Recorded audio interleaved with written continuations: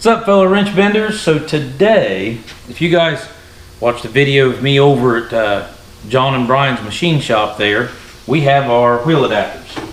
And the problem I'm having is someone put a gigantic thumbprint that rusted onto them. Just handling them and bringing them back over here to the garage and setting them on the shelf. You'll see here. See that? There's a thumbprint there. We got some surface rust going on there. So they are bare metal. They are unprotected. And so the biggest deal is we have to do something to protect them. I could powder coat them, but they are machined hub centric, so I don't want to add too much of a layer. We could paint them, which I do actually plan on adding a layer of paint as well. But something I'm going to try today is we have some black oxide concentrate. So I'm going to mix this with some distilled water, and we're going to put it in a pan we have there, and we are going to oxidize our adapters. So something we've done, hang with me here for a second, is we have already washed these three in a degreaser because someone was manhandling these against the rusted thumbprint. So we just used regular, dish soap as a degreaser to wash them in. That's all it recommends, is wash them in soapy water. We still have to wash the fourth one, but I wanted to keep the rust on it to show you guys what was happening.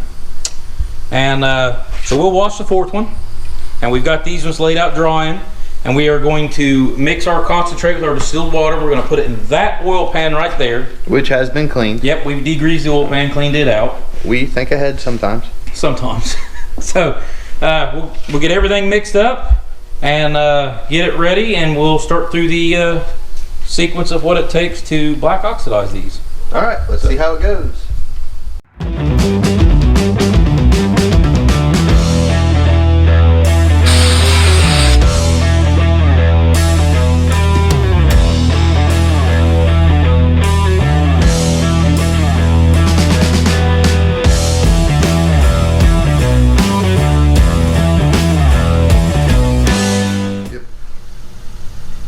So Kagan's running the camera right now, so we can kind of keep track of this as it's happening. We've got our solution there. It says wear gloves if you're going to have your hands in the solution. We don't have any good gloves here. I thought we did, we don't. So we made a couple of pieces out of rebar, and allow me to pick it up.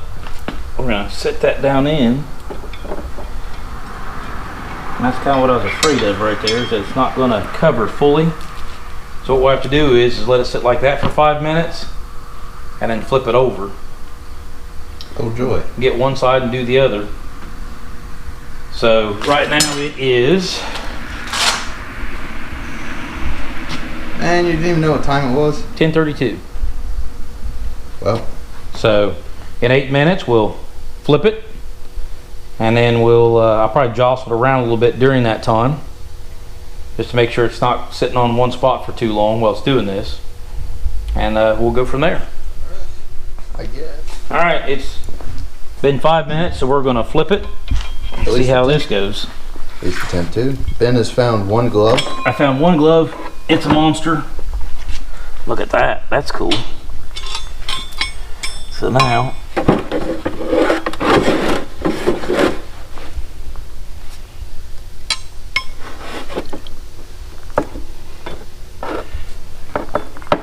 tag on it. Stick your... yeah, stick my hand down in there. Yeah, that's a wonderful way of thinking. That is cool though. I don't know if the camera picks it up exactly the way it looks, but that's a pretty good color. All right, guys. So we've waited about 8 minutes because this right here looked a little shiny, but after taking my finger and wiping, some of the rest of the wipes off too, so we're going to do what we should be doing, and we're going to pull it out of there.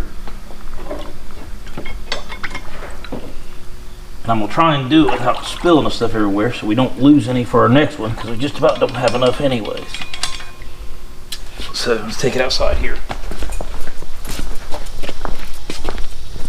Sorry about the light, guys. Really ain't a whole lot I can do about it. It says rinse it off. Set like that. That's what I was afraid of. You can see where it's set on the, see when that wipes away though.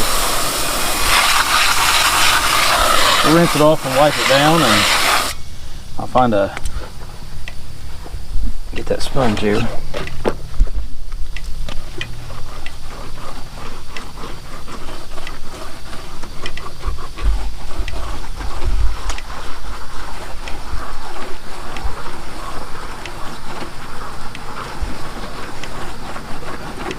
I'm gonna say if you're doing big parts like this, maybe I should have got a double order of what I got. That way I'd have more volume. I wouldn't have to dilute it so much. I mean, I didn't dilute it beyond what they recommend, but check out that. That's pretty cool though.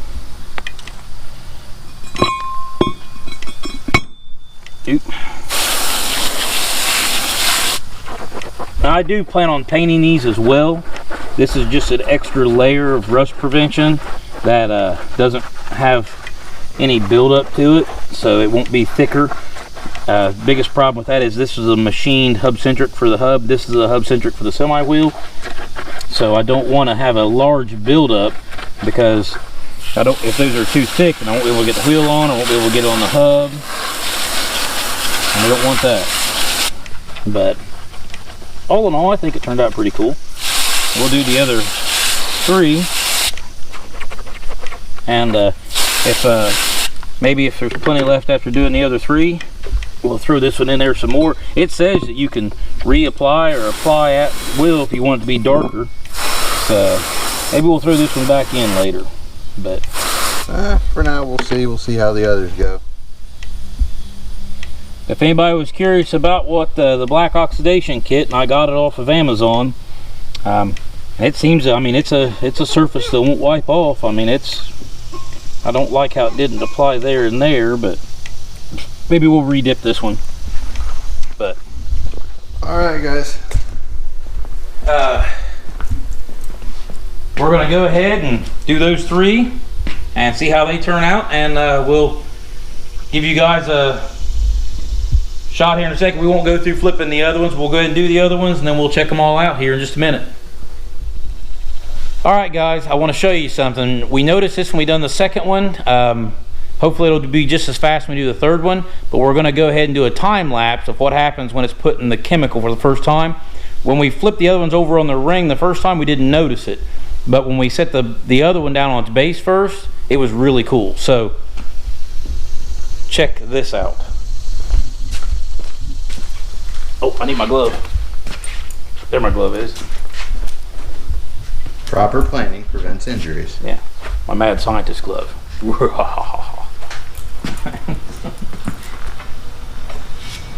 case you're wondering, we don't know if that's for battery acid or for cattle.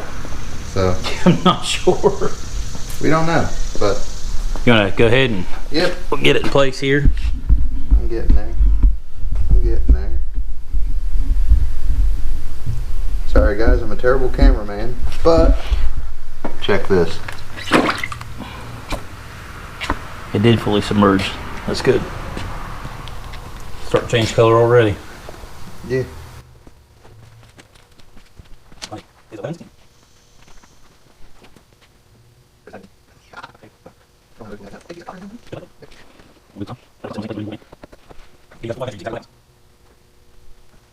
It's actually a pretty cool process. Well, and the problem is something to note, is that as you use the chemical, it becomes less and less effective all the time. So this may take longer than 5 minutes this time. I noticed like right around here, you're noticing it's not coating as well.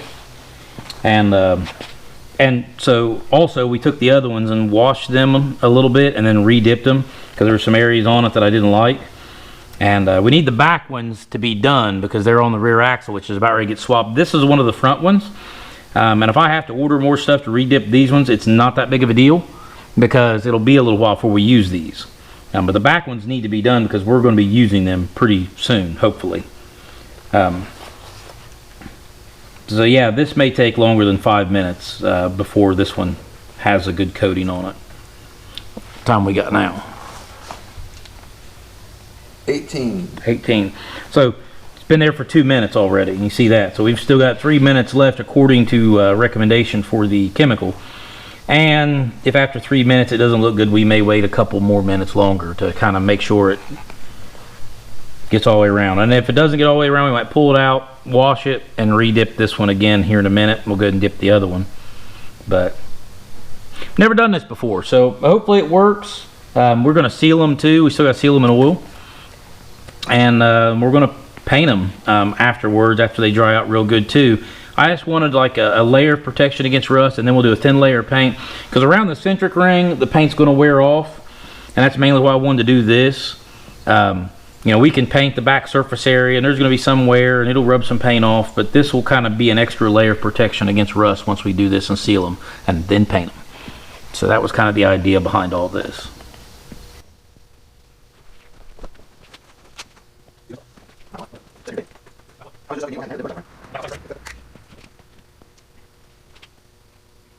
Well, it's not transforming as fast as it was before, so go ahead and let you guys go, and we'll get back with you with the finished product when it's all done.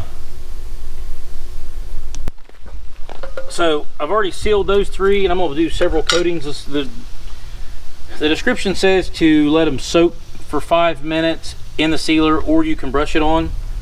So because we have such a big surface area, rather than pour all this in that container and try and do it, we're going to try and brush all this on. And I'm going to do several coats as they dry, and it's to just let it dry thoroughly. But the sealer, actually, it's a penetrating sealer is what it's called. And it'll penetrate into the metal, and actually makes it look a little darker even still yet as it soaks in. So this is for all the people that were like, man, why don't these guys just do this the easy way? We thought ahead for once. This is the easy way. Well, if I had it all to do over again, that kit was like 70 bucks. I would have either bought 2 kits or try and find another thing of the chemical that does the oxidizing, and we would have mixed it to where we didn't have to dilute it so much to get the amount we needed to submerge these. Because towards the end of this last one here, the water was getting really cloudy. It had kind of met its end. It was not really effective anymore.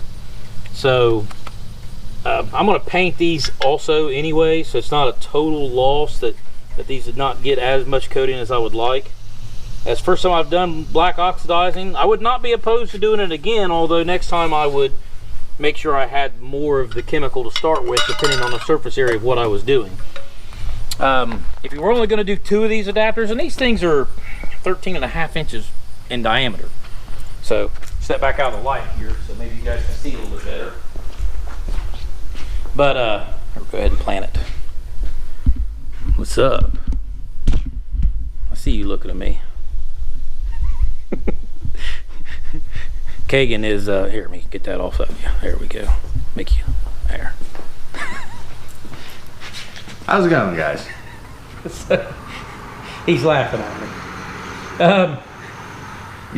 Those are like 13.5 inches in diameter, so they're a little bit big, but I mean they're for semi wheels is what the adapter's for.